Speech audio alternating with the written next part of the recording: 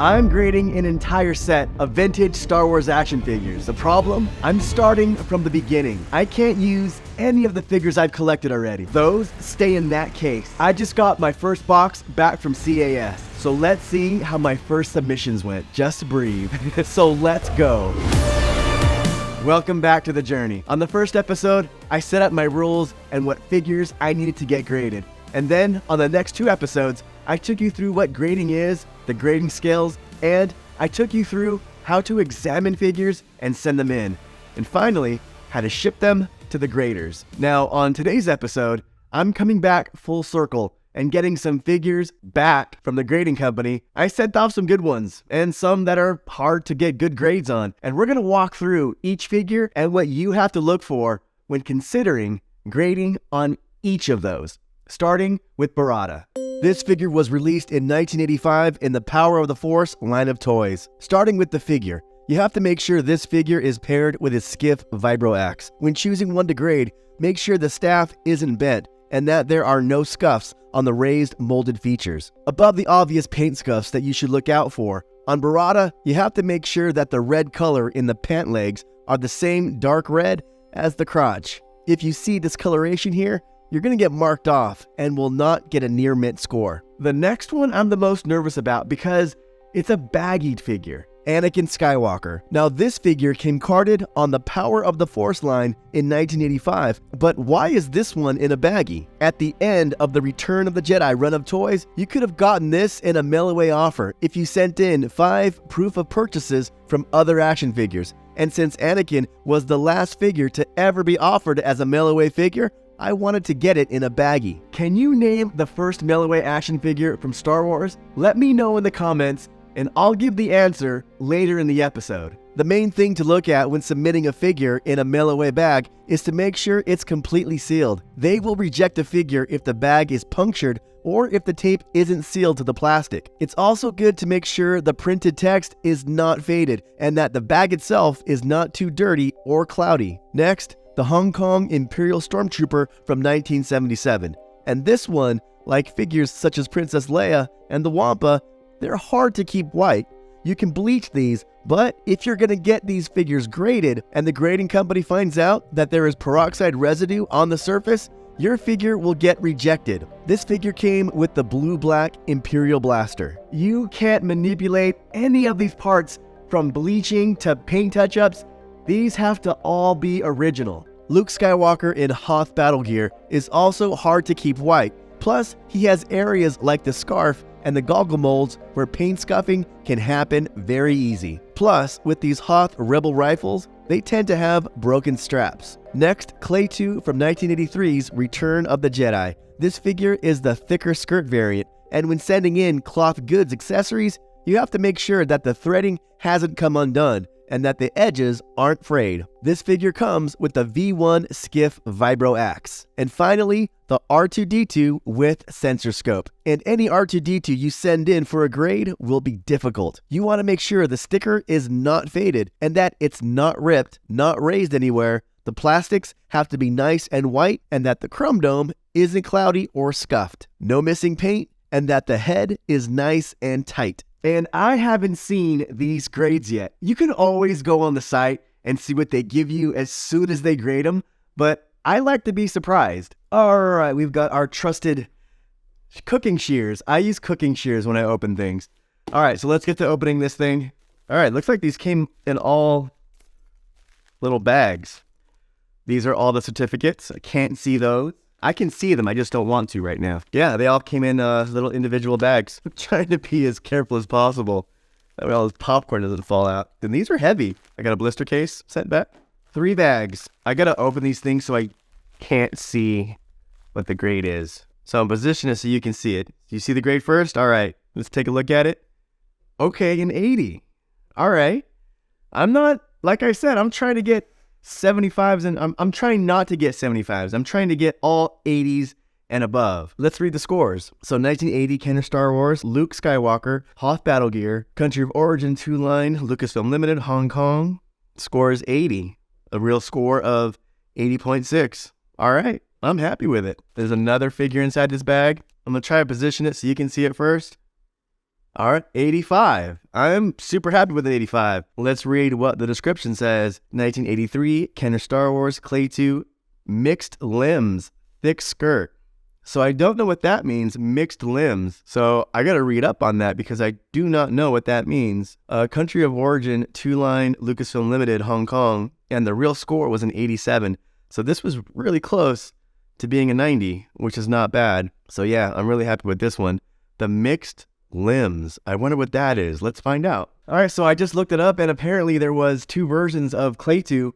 This is the mixed limbs one and this is the gray limbed, and there was also a tan limbed version of Clay 2. Let's see what we get first. All right, this is Barada, one that I was really hoping to get back. So I'm really hoping for good grades on all of my Power of the Force figures. So you guys can see the grade before I do. All right, here we go. 85. Super happy with an 85. It's a Power of the Force figure. I think 85s, I'll get those all day. So let's read what it says. 1985, Kenner Star Wars, Barada, no country of origin, 1-line, Lucasfilm Limited, and the true score was an 87.1. I think this is a gorgeous figure. I can see an overspray right there on the shirt. Above the belt, there's a green dot. Other than that, there's one spot on the chest. Really can't see anything wrong with this figure. The butt matches the pants. That's what you want in this figure. No paint scuffs that I can see visibly, so all of this was done at the very microscopic level probably. But I'm very happy with an 85 on Barada. It is my Anakin Skywalker in a baggie. My first baggie that I ever got. And there was a collector that was really irritated that I call them baggies. What I call them baggies. So can you see it? All right. I like how it's encased though. There's like a case within a case. Very well protected. All right, I got an 80. So let's read the true scores. 1984, Kenner Star Wars, baggy style, Return of the Jedi C, Anakin Skywalker, no country of origin, 1-line, Lucasfilm Limited, and the true score was an 82.3.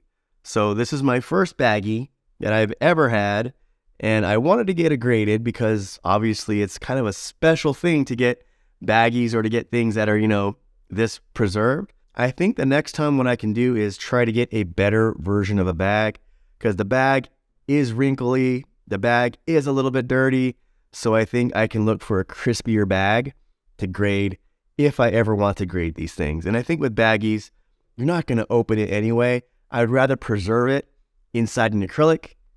That's why I would do it this way. Is first. All right, so it's R2-D2 in a centroscope. You guys see it? All right, let me look at it. All right, 80 plus. I like it. These are really hard to grade. R2-D2s because of the sticker, because of the white, because of the dome. You have to get one that's not scratched, not cloudy.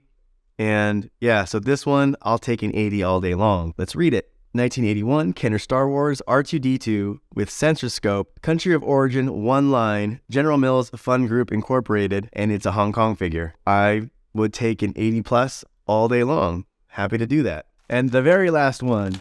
Oh, this is the Stormtrooper. All right, so can you see it? All right. An 80. All right, I think it's a very, very clean looking Stormtrooper. Limbs could be a little bit wider. 1977, Kenner Star Wars, Stormtrooper. No country of origin, 2-line, General Mills Fun Group Incorporated. Actual score was an 83.4. I'll take an 80 on any figure graded. Of course, I want 85s, but I'll take an 80 plus for a white Stormtrooper any day of the week. I really like the way that they case the accessories in there right next to it.